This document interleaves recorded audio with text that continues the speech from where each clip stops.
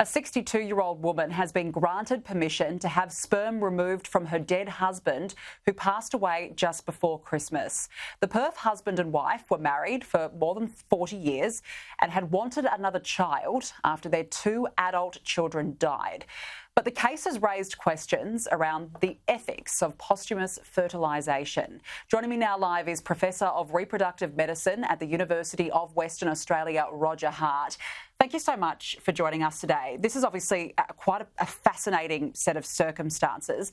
But firstly, how rare is this case? So, yes, it's a tragic situation. These are not my patients, so I can talk about this openly from what I've heard in the press. So probably in Western Australia, probably 2 to 3 instances per year of the need to seek sperm from somebody that's died.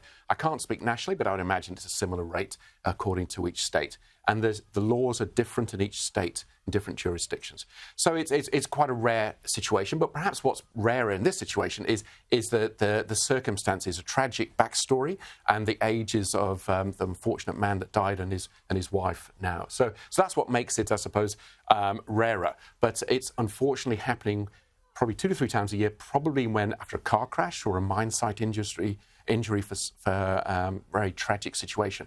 But the couple have got to have been planning to start a family. That's the sort of what makes it so special and very distressing. Look, it really is. The woman is 62 years old. Given her age, how difficult will the process be now? Yeah, so there are several hurdles, I suppose, to sort of overcome. So initially, she's got the sperm. That was a tragic situation to actually that occurred, but you've got to rapidly apply for permission to take the sperm because there's only a limited window, probably 36 hours to get the sperm.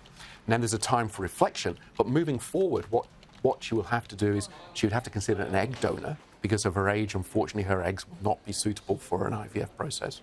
So she'll need to have an egg donor to have the sperm inseminated into those eggs. And then I believe the plan is for a surrogate. So there are several hurdles. So the sperm is retrieved, an application to use that, because currently in the West Australian law, you can't use posthumously collected sperm. Mm-hmm. So the sperm must be exported to a jurisdiction where it's allowable, and that will require legal hurdles. Then once that's permitted, then an egg donor, and there's a process requiring trying to find an egg donor, counselling and starting the process, and then the surrogacy process. So there are several hurdles. So a few hurdles to overcome.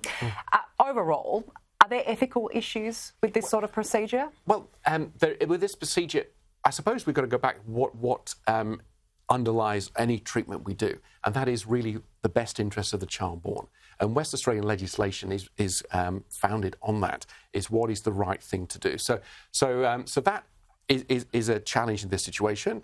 For any posthumous collection, there is a concern a child will be born and not knowing his dad. Basically, dad was dead before I was conceived. In this situation, there are other aspects. His age, as we do know, a man who's a little bit older, there are higher rates of mutations in the sperm. So the risks of the child born are slightly greater. In this situation, also, the lady's a little bit older, so she'll be bringing a child up in her late 60s. So one would have to ensure that there's a good network around her to support her, because unfortunately, medical events do happen when one is in the 60s. So to make sure that the child can be brought up in a safe environment. So there are quite a few ethical scenarios here, which counsellors, psychologists will be able to assist in working the medical team through.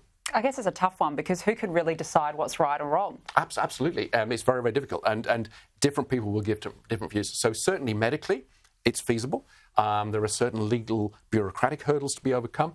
But actually, if it's the right thing to do, there are other people that would make that decision. So yes, it's very, very difficult. I mean, that comes up in medicine, in many different aspects of medicine. Yeah, it's a tough one, but certainly a tragic but interesting set of circumstances here. Roger Hart, it's lovely to meet you. Thank you so much for joining us this afternoon. Appreciate your time. Thank you.